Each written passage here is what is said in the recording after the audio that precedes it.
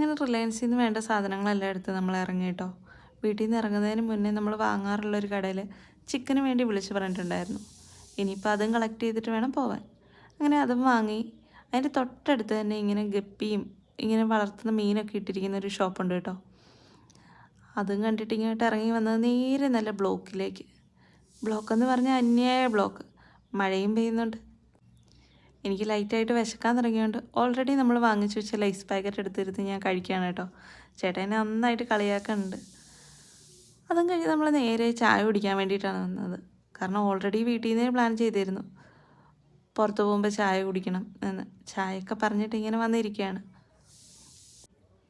ഞാൻ അങ്ങോട്ടും ഇങ്ങോട്ടും നോക്കിയിരുന്നപ്പോൾ ഈ സൈഡിൽ ചിയാ സീഡും ഡ്രൈ ഫ്രൂട്ട്സ് എല്ലാം വെച്ചിരിക്കുന്ന ഒരു സെക്ഷൻ. ഞാൻ അതെടുത്ത് നോക്കുകയാണ്. ചായ വരുന്നവരെ സമയമുണ്ടല്ലോ. ഓരോന്നെടുത്ത് നോക്കി ചേട്ടായിക്ക് ഇങ്ങനെ പറഞ്ഞു കൊടുക്കുകയാണ് കേട്ടോ ഞാൻ. ഇതാണ് ചിയ സീഡുണ്ട്, dry fruits, sunflower seed, pumpkin seed എന്നൊക്കെ ഞാനിങ്ങനെ പറഞ്ഞു കൊടുത്തുകൊണ്ടിരിക്കുകയാണ്. അതിന് റേറ്റും കുറവായിരുന്നു. പക്ഷേ എടുത്തില്ല കേട്ടോ, കാരണം ഓൾറെഡി നമ്മുടെ കയ്യിൽ ഇത് ഇരിപ്പുണ്ട്. അപ്പോഴത്തേക്ക് ചായ സ്നാക്സൊക്കെ വന്നു.